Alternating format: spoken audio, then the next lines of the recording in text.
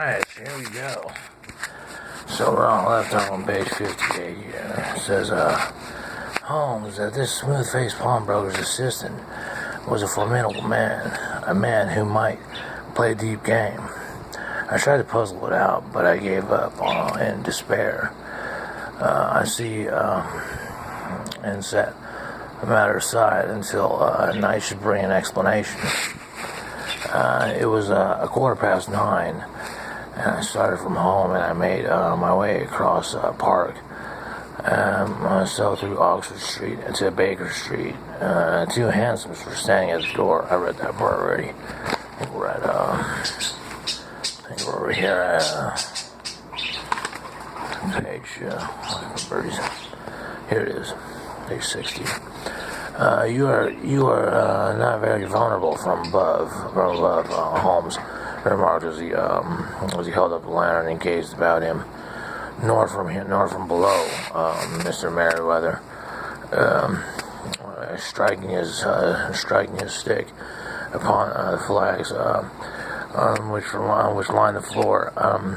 Why dear me, it sounds quite hollow, he remarked, looking up in surprise.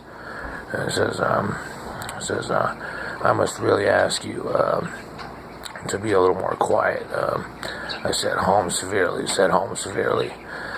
You may have already imperiled the whole success of our expedition. I might beg that you would have the goodness to sit down upon one of those boxes and not to interfere.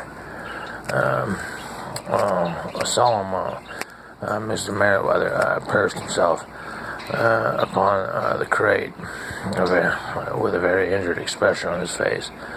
Why, Holmes fell upon his knees upon the floor, and with a lantern and magnifying lens began to examine minutely the cracks between the stones. A few seconds sufficed to satisfy him, before he sprang to his feet again and put his glass in his pocket. We have at least an hour before us, he remarked, for they can hardly take any steps until the good pawnbroker is safely in bed. Then they will no longer lose a minute, for the sooner they do their work, the longer time they will have for their escape.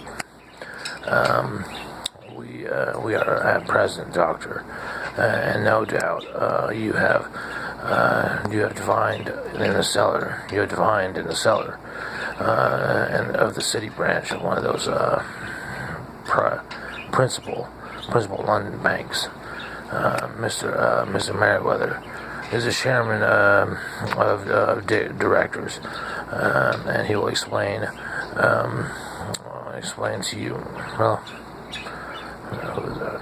explain to you that there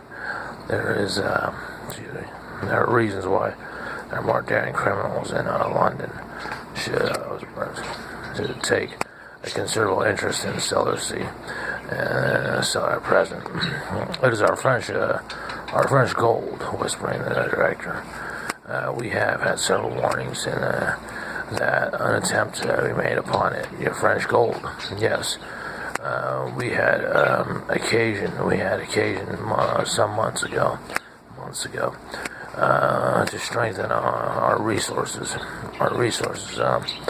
and borrowed for that purpose 30,000 Napoleons from the Bank of France.